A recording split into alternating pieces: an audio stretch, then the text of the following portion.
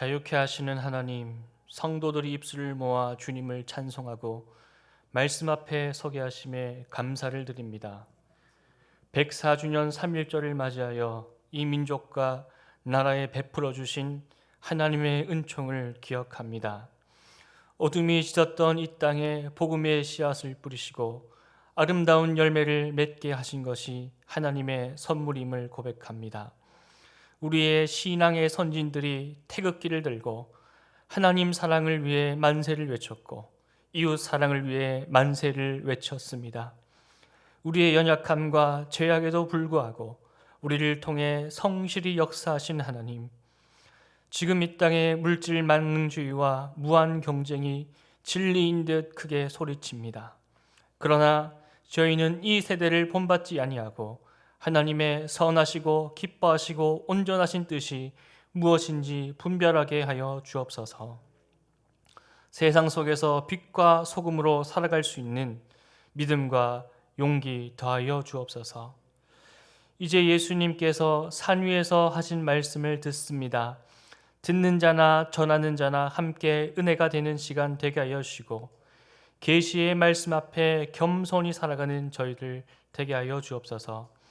주신 말씀을 마음에 받아 하나님 나라 꽃 피우는 성도 되게 하여 주시고 그리스도의 향기를 전하는 성도가 되기를 바라오며 우리를 구원하신 예수님의 이름으로 기도하옵나이다. 아멘. 마태복음 5장 1절 2절 말씀입니다. 신약성경 5페이지에서 찾게 되겠습니다. 제가 봉독하겠습니다. 마태복음 5장 1절 2절입니다. 예수님께서 무리를 보시고 산에 올라가 앉으시니 제자들이 나아온지라 입을 열어 가르쳐 이르시되 아멘. 주님의 이름으로 문안드립니다. 3월 첫 수요 사경회로 나오신 성도님들을 환영하고 축복합니다. 말씀을 사모하여 발걸음 하신 줄 믿습니다. 오늘 하나님께서 우리에게 은혜 내려주시기를 소망합니다. 3월은 저와 함께 또 현여세 목사님과 함께 팔복에 관하여 말씀을 나누고자 합니다. 복 있는 사람이라 8번을 말씀하셨는데 그 하나하나의 말씀이 뜻하는 바가 무엇인지 살펴보고자 합니다.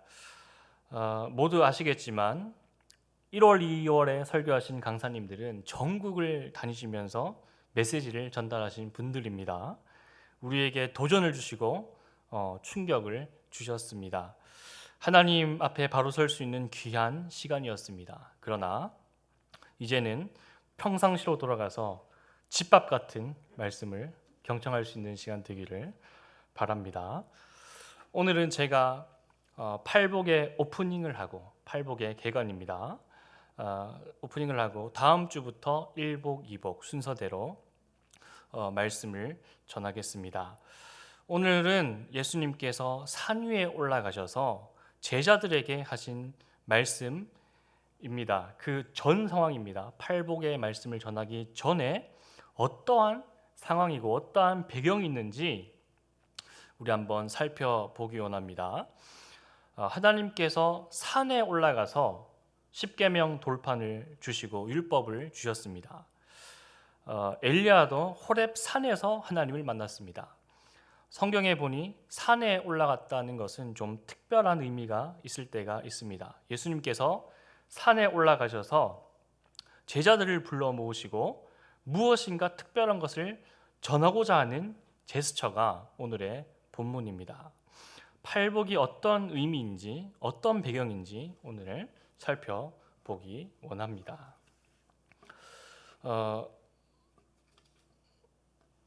가정에서 이런 상황이 있다고 한번 말씀을 드려보겠습니다.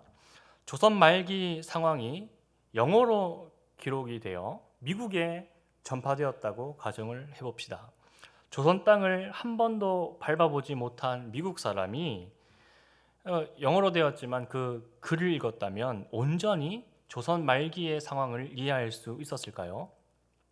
그 글에 조선의 남자들이 상투를 자르기 시작했다. 상투가 뭐지? 왜 남자는 머리를 길러서 묶었지? 이해하기 힘들 겁니다. 백정에게도 교육의 기회가 열렸다. 도축업자가 왜 최하층민이지? 왜 백정, 도축업자들은 교육을 받지 못했지?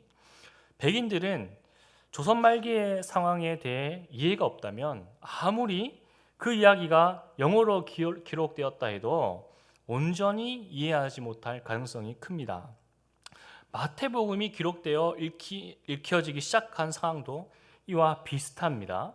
이스라엘 사람들의 이야기입니다.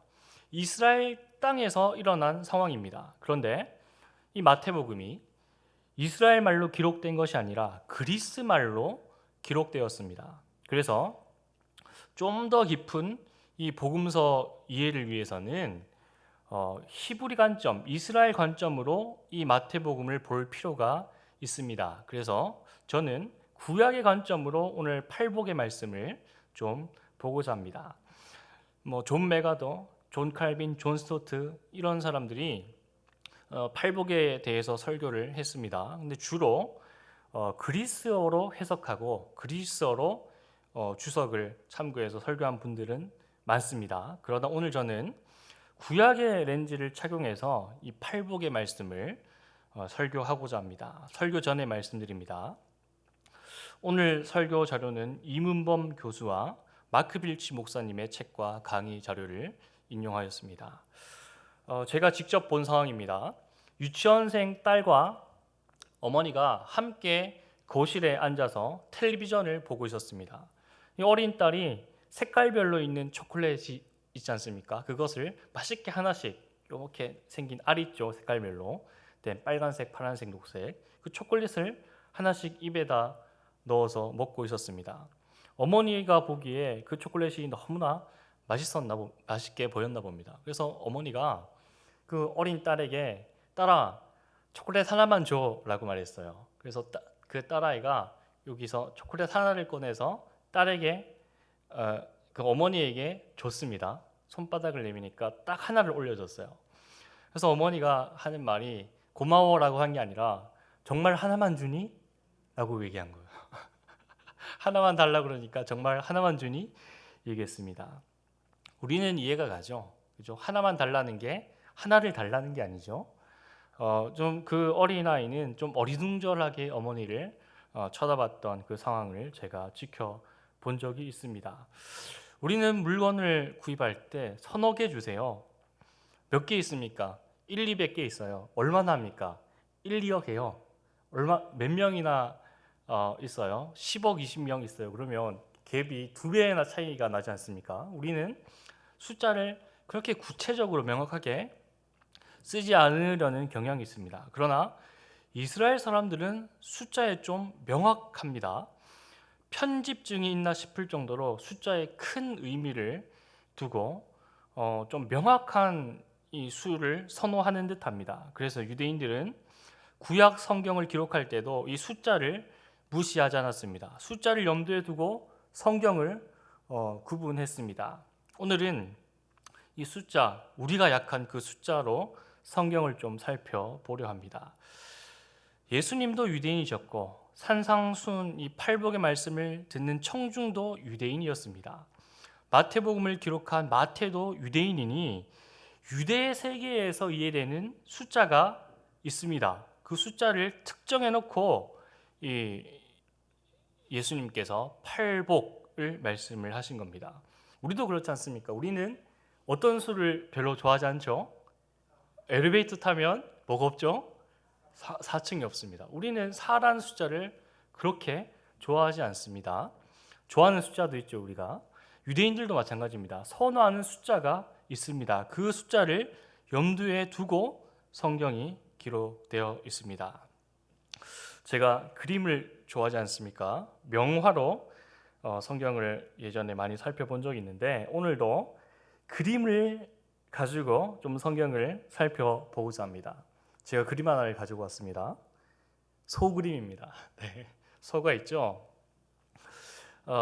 옛날에 이스라엘 사람들은요 소를 그려놓고 알렙라고 읽었습니다. 이 뜻은 소 하나님이라는 의미입니다. 소를 진짜 그림으로 그렸습니다. 비슷하게. 그래서 알레프라고 읽었고, 이게 나중에는 알파벳 A가 됩니다. 이렇게 돼요. 그리고 숫자를 좋아하죠. 알레프 A 기역이라고 쓰고 거기다 숫자 1 의미를 더했습니다. 그러니까 이 알레프는 기역과 같은 의미면서 숫자 1의 의미도 있습니다. 그림 공부입니다. 히브리어 배운다 그러면 넘을 수 없는 벽 같죠. 그림 공부입니다. 네, 소를 배웠습니다. 알레프, 네, 소입니다. 구약에 보면요, 하나님의 형상을 만들자 해놓고 이스라엘 백성들이 소를 만들 때가 있죠. 기원이 같습니다. 소 하나님, 강한 이런 의미가 있습니다. 그리고 두 번째 글자입니다. 첫 번째 글자를 배웠죠. 두 번째 그림입니다. 집이죠. 집을 그려놓고 베트라고 읽었습니다. 베트레헴 하면 베틀레헴 하면 떡집이라는 의미가 있습니다. 이렇게 집을 그리고 숫자 2를 이의 의미를 뒀습니다. 나중에 이게 B가 됩니다. A, B, 기응, 니은, 알레프, 베트, 네, 이렇게 읽었습니다. 이렇게 1, 2, 숫자 1, 2를 이렇게 쓰는 겁니다. 1, 2 이렇게 쓰고요. 그리고 아버지, 아바 할 때도 이렇게 씁니다. 히브리어 첫 번째 글자, 두 번째 글자를 적으면 아바, 하나님이 되는 겁니다. 그래서 기도를 많이 하시는 목사님들이 히브리어를 연구할 때 히브리어 알파벳은 하나님을 알기 위해 주신 글자다라고 이해를 합니다. 글자를 왜 주셨습니까? 하나님을 알기 위해서 글자를 주셨다는 겁니다. 언어학으로 박사 받은 분들은 이런 것을 좀 인정하지 않습니다. 그런데 기도 많이 하시는 목사님들이 히브리어 해석할 때 기도 많이 하면 이렇게 보입니다. 네, 이 관점으로 제가 좀 오늘 성경을 살펴보고자 합니다. 이렇게 해야 좀 은혜롭게 읽히겠죠. 네. 아바, A, B, 기응, 니은 적어놓고 하나님 아버지 이렇게 이해하고 1, 2로도 읽을 수 있습니다. 구약은요, 또 초성, 자음으로만 기록되어 있습니다. 모음은 나중에 붙었습니다. 그래서 그런 이해를 좀 가지고 한번 살펴볼까요? 여러분, 이런 식으로 기록되어 있어요. 초성 게임입니다. 맞춰보세요. 오, 네, 하나님. 예수님. 예수님. 뭐죠? 성령님. 네, 이렇게 기록해 놓고 히브리어도 읽었어요. 하나님, 예수님, 성령님을 이렇게 기록해 놓았습니다. 하나 더 내볼까요? 어려워요. 깁니다. 와, 상 드릴까요? 오늘 마치고 가장 빨리 나갈 수 있는 기회를 상으로 드리겠습니다. 네, 성도 예수방교회 이렇게 초성으로만 성경이 기록되어 있습니다. 창세기 1장 1절입니다. 제가 한번 적어보겠습니다. 베레 시트 바라 이렇게 돼야 되는데 바라 엘로 힘. 네, 연습 많이 했습니다. 네. 베레시트 바라 엘로힘 이렇게 읽는데요. 바라 이렇게 되죠. 이 베레시트라는 게 창세기입니다. 성경에 가장 먼저 나와 있는 단어가 베레시트인데 우리는 창세기로 읽지만 이스라엘 사람들은 베레시트라고 읽습니다. 엘로힘은 잘 알죠? 하나님. 하나님이 바라 창조하셨다. 태초에 이런 뜻이 있습니다. 근데 여기 보시면요. 이게 바라라는 뜻인데요. 이게 아까 배웠던 베트입니다.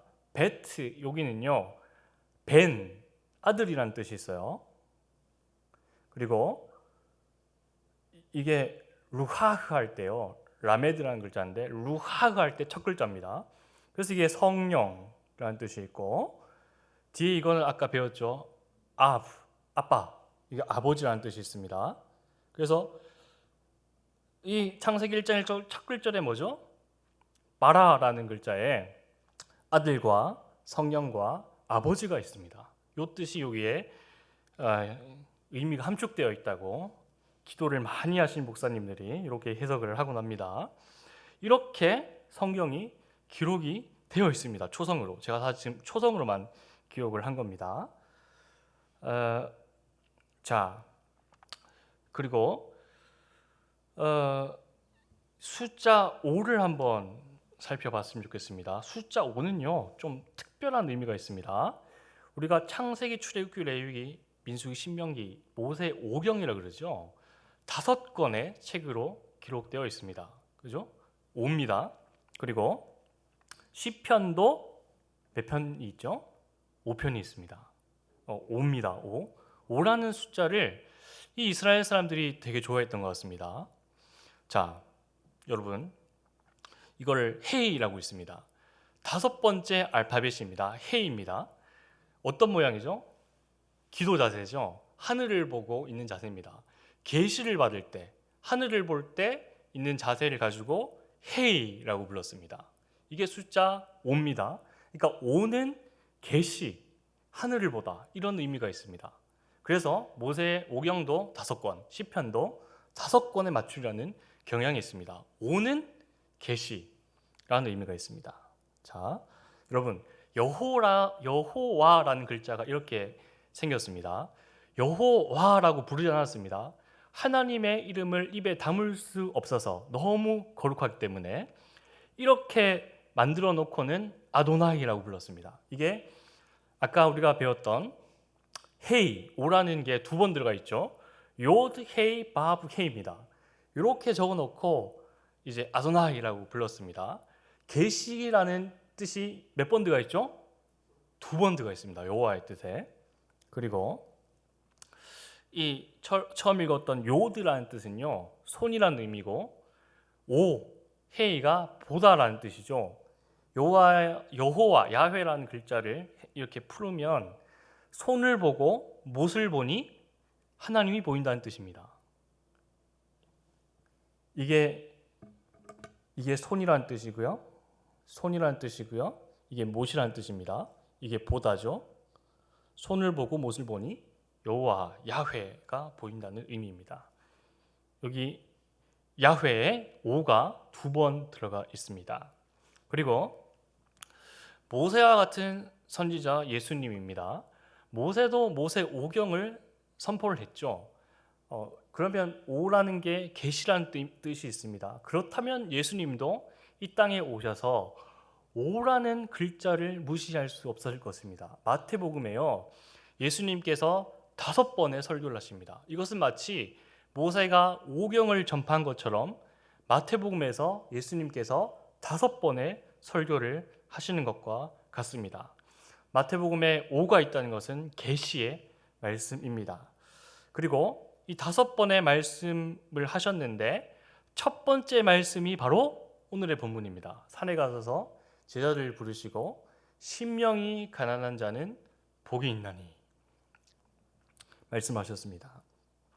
모세의 율법을 창세기부터 신명기까지라고 하죠. 그런데 신약에 오면 예수님의 율법을 바로 오늘의 본문이라고 합니다. 마태복음 5장 이하에 있는 말씀을 예수님의 율법이라고 합니다. 그래서 제가 이 말씀에 너무 감동을 받아서 예수님의 율법, 제 딸 이름을요 땄습니다. 예수님의 율법에서 예율로 지었어요. 너무 은혜가 돼서 그렇게 지었습니다. 예수님의 율법도 5라는 숫자를 염두에 두고 기록을 했습니다. 자, 그리고 팔복에 관한 말씀이죠. 우리 숫자 8에 대해서 또 한번 나눠봤으면 좋겠습니다. 8이 이렇게 생겼습니다. 자, 여러분 이게 어떻게 보이시나요? 아까는 5는 헤이라고 읽었는데 이거는 헤트라고 있습니다. 발음을 강하게 해서 헤트라고 읽는데 이렇게 생겼어요. 숫자 8을 의미합니다. 자, 어떻게 보십니까? 기도 많이 하시는 분들은 문처럼 보이지 않습니까? 예수님 그 어린 양의 피를 발랐던 문지방과 물선주처럼 보이지가 않습니까? 이 문을 의미합니다. 울타리 생명을 의미합니다. 저기 문에 피를 바른 그곳은 생명을 얻었죠. 그래서 팔은 생명을 의미합니다. 예수님께서 칠복도 아니고 구복도 아니고 팔복을 말씀하셨습니다. 팔은 어떤 의미죠? 생명이라는 의미가 있습니다. 그래서 생명의 복을 예수님께서 전하신다는 의미가 있습니다. 이 팔은 생명이며 울타리입니다. 자, 여기 이렇게 우리가 처음 배웠던 일의 의미도 있고 하나님이라는 의미도 있는 알레프를 여기다 붙이면요, 알레프 헤트인데요, 이렇게 되면 어떻게 되죠? 하나님의 울타리죠. 하나님께서 만든 울타리입니다. 이것을 아흐라고 부르는데 형제라는 뜻입니다. 하나님께서 만드신 울타리는 아흐, 형제입니다. 이런 의미가 있습니다. 죄로 인해서 이 가인과 아벨이 하나님의 울타리를 파괴시켰죠. 가인이. 이런 의미가 팔에 있습니다. 자, 빨리 지나가겠습니다. 이거 좀 어려워서. 10이라는 의미는요, 이 요드라고 합니다. 요드 써놓고 10이라고 부르고요. 10번째 알파벳이에요. 그리고 11번째 알파벳은요, 카프라고 하는데 숫자 11이 아닙니다. 여러분, 우리 산수 한번 해볼까요? 11번째부터는 좀 달라요. 1 더하기 1은 어떻게 되죠? 2죠. 거기다 0을 붙이면 11번째 글자가 됩니다. 그러면 12번째 글자는 어떤 숫자의 의미가 있을까요? 12번째 글자는 1 더하기 2는 3에 0을 하면 12번째 글자는 30이라는 숫자의 의미가 있습니다. 자, 이거 말씀드리는 것은요, 우리가 배웠던 헤트가 여기 있습니다. 팔복, 울타리, 생명이라는 뜻이요, 요 중간에 있어요. 그죠? 여기 있습니다. 이것을 이삭이라고 우리가 부르는데, 너츠 할 때 이 츠하크가 좀 더 명확한 발음입니다. 여러분, 여기가 요 글자가 짜데라고 합니다. 짜데는요, 18번째 글자입니다. 그럼 숫자 어떤 의미가 있을까요? 1 더하기 8은 9죠. 뒤에 0을 더하면 90이라는 의미가 있습니다. 여러분, 이삭을 사라가 몇 세에 낳았습니까? 90에 낳았습니다. 여기 뒤에는 코프라는 글자인데요, 19번째 글자입니다. 숫자는 1 더하기 9는 10이죠. 뒤에다 0을 붙이면 100이 됩니다. 숫자 의미가 이렇습니다. 아브라함이 100세에 이츠하크를 낳았습니다. 그러니까 90과 100세, 사라와 아브라함 사이에 있는 헤트, 생명이 8입니다. 그러니까 사라와 아브라함 사이에 있는 생명을 이츠하크라고 부르는 겁니다. 그러니까 8에는 이런 생명이라는 뜻이 있습니다. 예수님께서 팔복의 말씀을 전하셨다. 5가지 말씀 묶음으로 팔복의 말씀을 전하셨다는 것은 계시의 말씀으로 생명의 복음을 전파하셨다라고 히브리 관점으로, 이스라엘 관점으로 읽을 수 있는 것입니다. 우리가 예루살렘을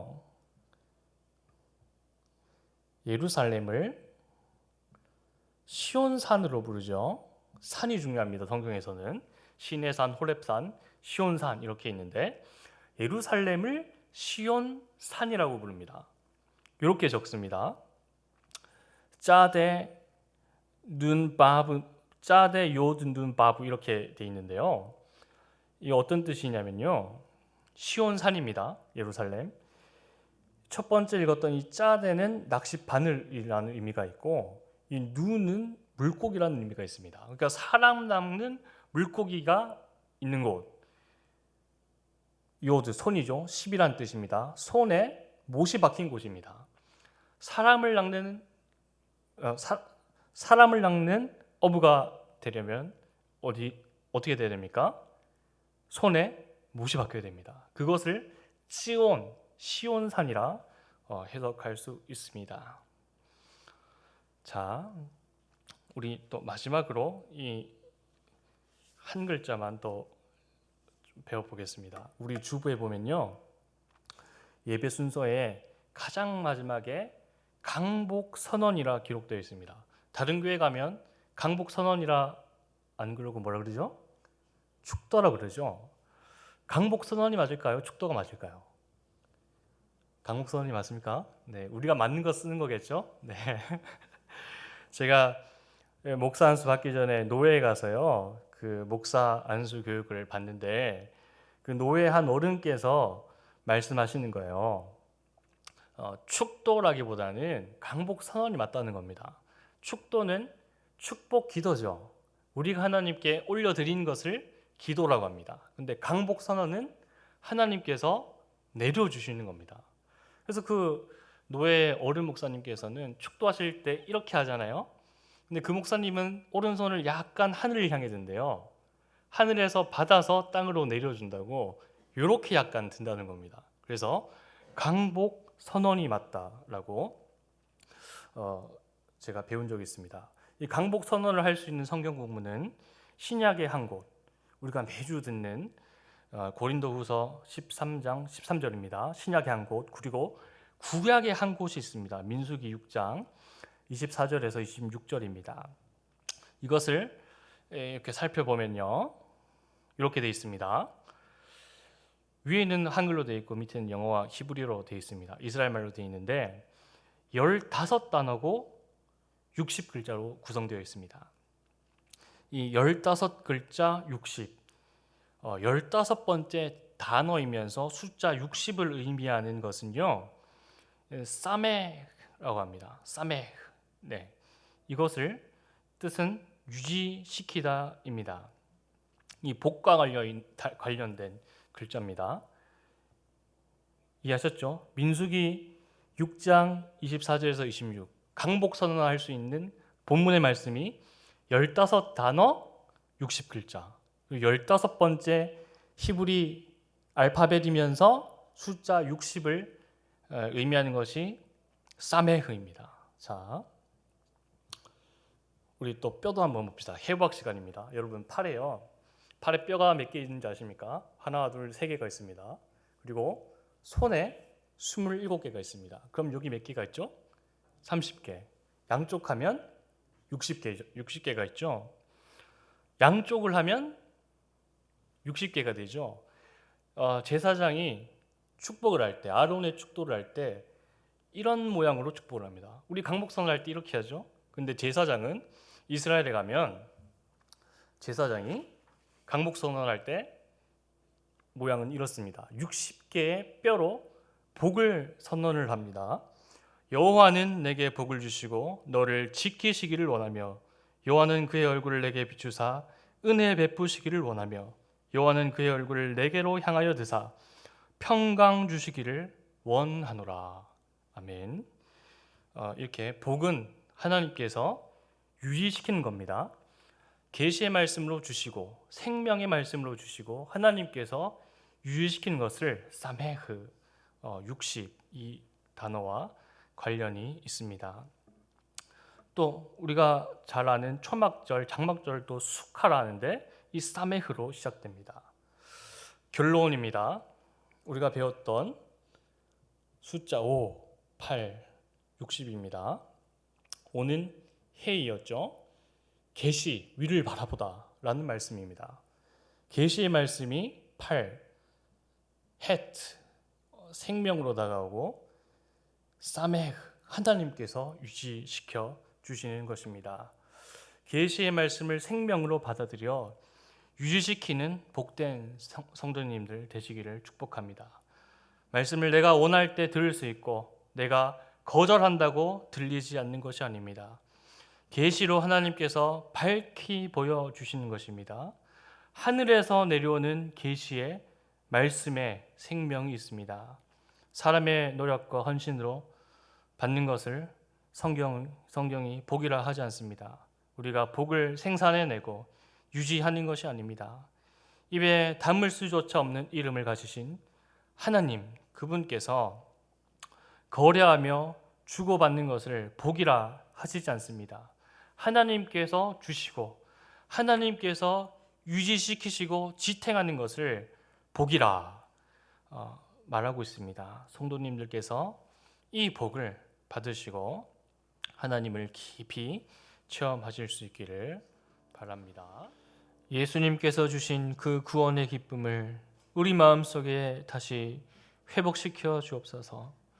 가정마다 회복시켜 주시고 자녀들마다 회복시켜 주옵소서.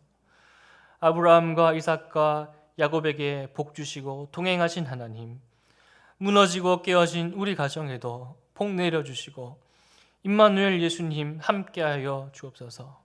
주님의 귀한 은혜 받고 일생 빚진 자로 살아가길 원합니다.